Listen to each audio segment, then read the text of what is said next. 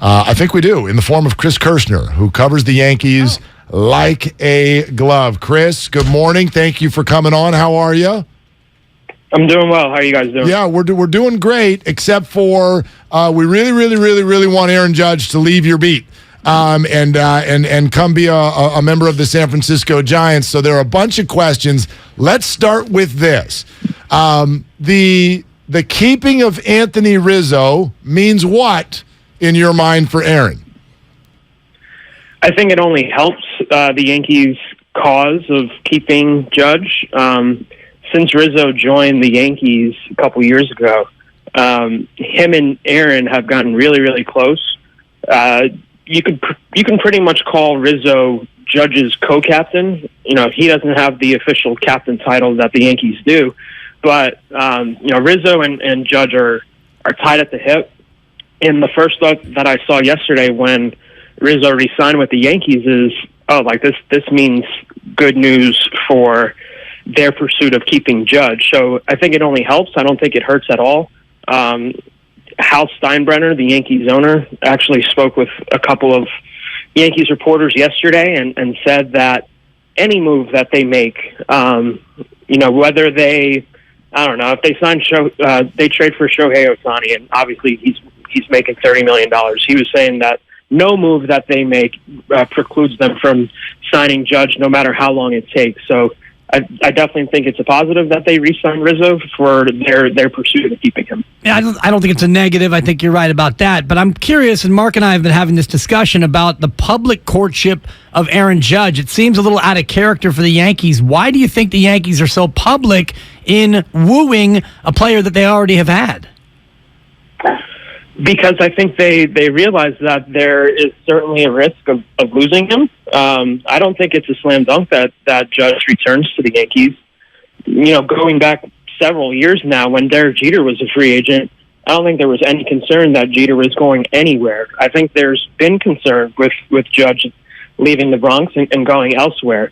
I mean, I think it's been pretty much a two-team race now for Judge, with the Giants being the other team.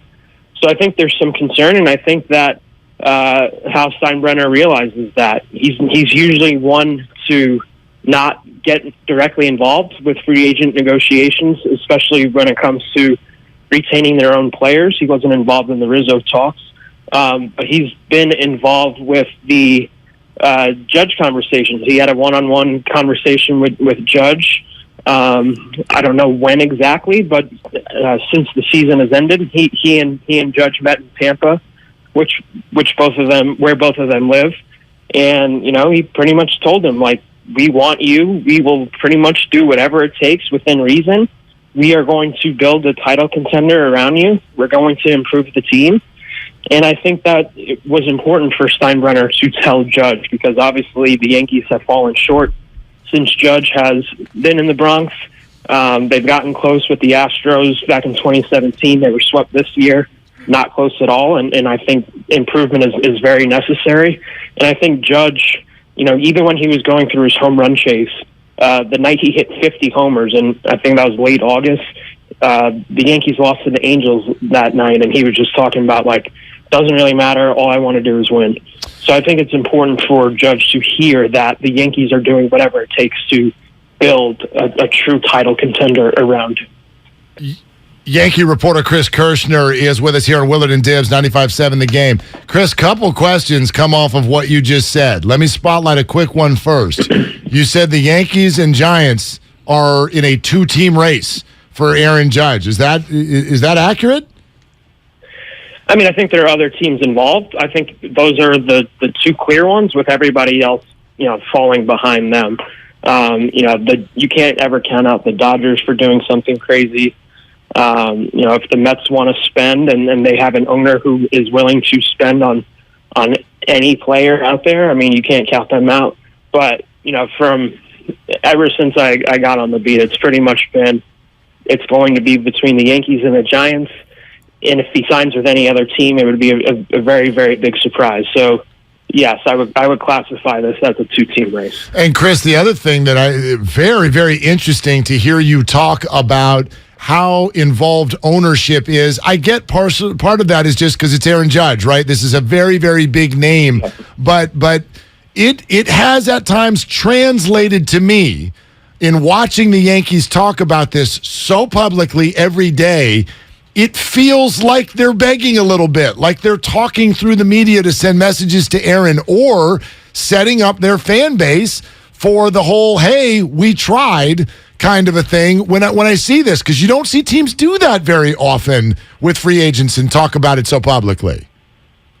Yeah, I mean, I agree with you. I would also say that it's kind of common sense that they would want to re-sign a player of his stature. I mean, he hit 62 home runs this season. The Yankees are one of those organizations and across all of sports where the history of the franchise means so much to them. They have several guys who you know by one name, Jeter, Rivera, Ruth, Gehrig, Mantle, DiMaggio, and the list goes on. And they feel like Judge can be that kind of guy if his career continues on the trajectory that it has. Yeah, Chris, not to interrupt, but I get that they want to, but the way they're going about it is what is interesting to me. Of course they would want to, but do they do this normally? Are they out in the media being like, yep, we told him, we love him, we'll do anything for him?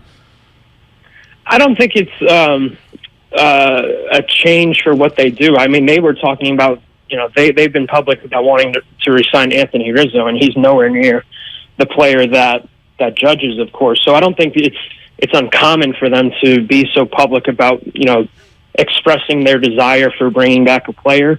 I think the only major change is Steinbrenner directly himself getting involved in the conversations. I think that is the big change. I mean, they did this with Jeter. I mean, they were publicly saying that, obviously we want this guy back, we want him back. And they eventually did bring him back. So I don't think it's a change from what they do when it comes to expressing publicly so adamantly and so frequently saying that we want this guy back. I mean, they've been saying that since opening day when they revealed the extension offer. So I don't think that's a big deal. How much did that revelation and the fact that the Yankee fans booed Judge in the beginning and booed Judge at the end, how much do those things play into maybe Aaron's desire to try and find greener pastures elsewhere? I mean, I've heard that he wasn't happy to hear the boos. It's not like he's going to say that publicly, but I've heard it does mean something to him to hear that. But he's also not the only good player to be booed. When I grew up in the Bronx, and I remember several times that Jeter was booed, and Rivera when he would blow a save, and obviously he's one of the best pitchers of all time. So this isn't anything new.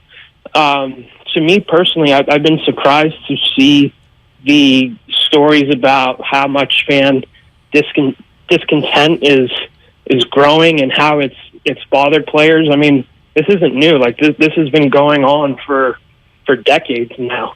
But to Aaron's credit, at least what he's told the media when we've asked him about, when he's been booed, especially in the playoffs, it's like, I would boo myself. That's what he said. I mean, he wasn't good in the playoffs, and he hasn't been good in the playoffs in his career. I think he's batting around like 220 in his career in the postseason. So he hasn't really produced the same level that he has in the regular season. So, I mean, he's said it himself that, he needs to be better, and he understands when fans do boo him. Chris, really interesting for you to take us inside the dynamics there in New York. Thank you so much for hopping on. Thanks a lot for having me. Okay, there it is. Chris Kirsten.